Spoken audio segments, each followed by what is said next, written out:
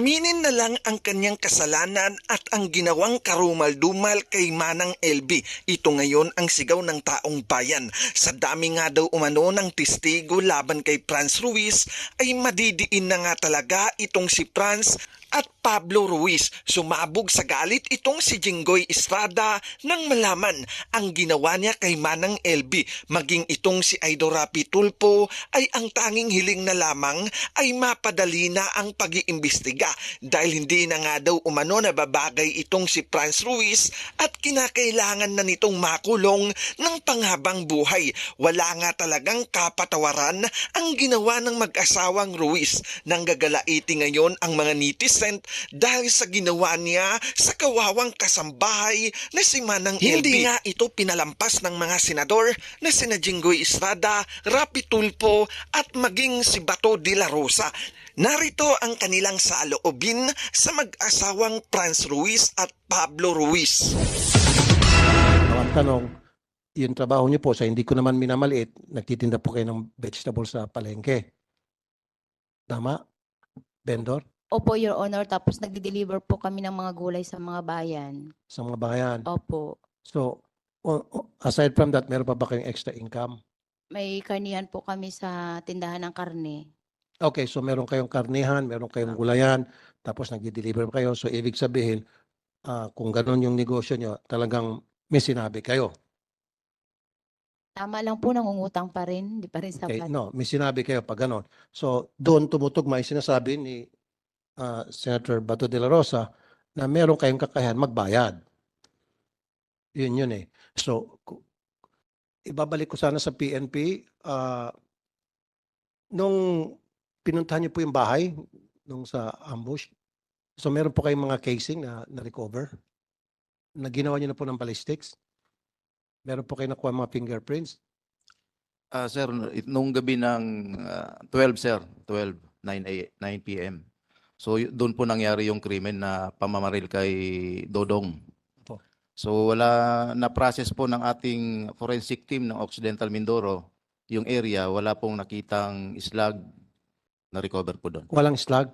Wala ring cartridge cases, wala po. Walang cartridge? Kasi sabi nagpaputok daw, pataas ba, pababa? According po sa kanyang statement, sir, is pababa yung putok sa kanya. Ilang putok daw po? Dalawa daw, sir. Dalawa? Saan po tumama daw yung dalawang putok? Sabi niya, sir, is pababa. Kaya nga po sa sahig? Sana, sir, kaya lang nung pre-process nga ng ating Kaya nga po sa sahig ba? Dodong, nung nagpaputok, saan ba yung pinaputok sa sahig, sa dingding? Sahig po. Sahig. Ano yung sahig? Semento, tabla? Simento po, tapos may kwayan Okay. sa baba. Okay, chinek nyo ba yung semento, kawayan, kung meron tama ng bala?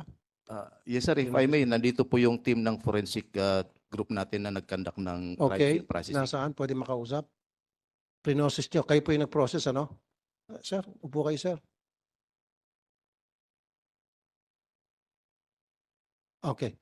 Gusto ko lang po malaman kasi ilang beses nagpaputok, Sir Dodong? Twice?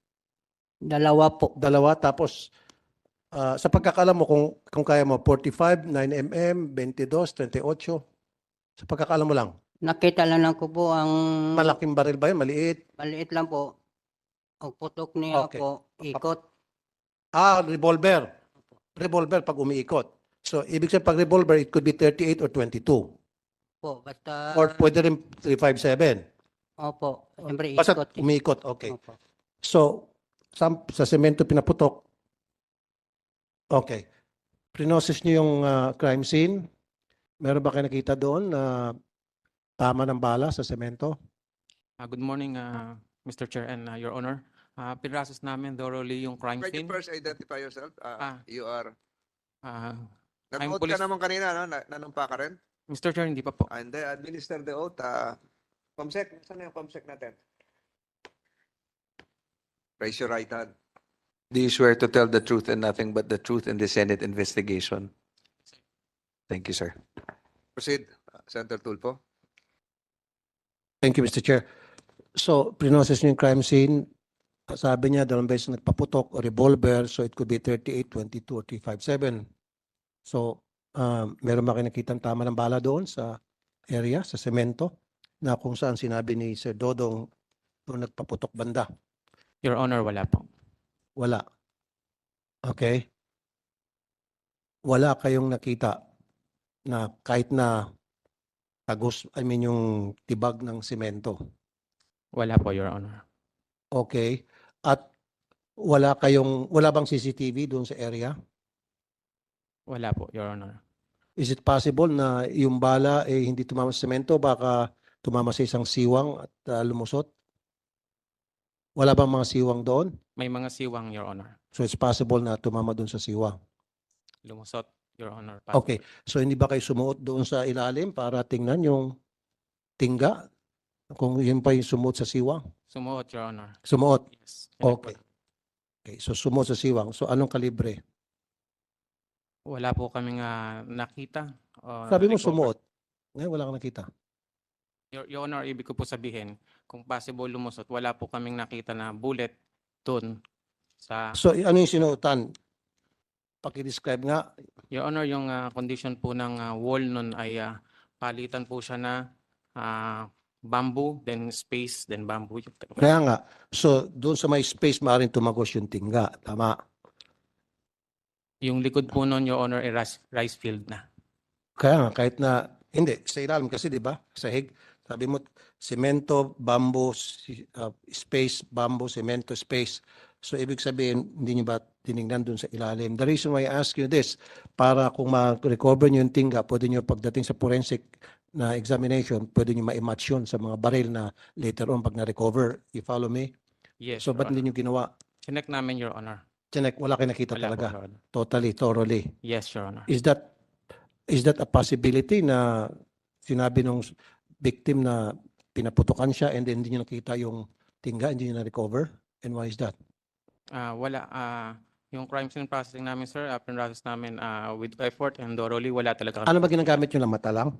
Yes, Your Honor. Wala ba kayo yung device na para ma-check o matuntun yung isang tingga? Wala, Your Honor. Yung metal detector ba yun? Wala, Your Honor. Yung metal detector ba nakaka-detect ng tingga? Possible, Your Honor. So, wala kayong ganon? Wala, Your Honor. Well, then, therefore, dapat you start procuring or securing that kind of device para next time, hindi kayo pupunta dito sa amin sa investigation, sabihin nyo, wala kami nakita, palaging wala. Para ang pinapalabas nyo, sinungaling yung victim. Diba? So, it's time for you to secure that. Tama.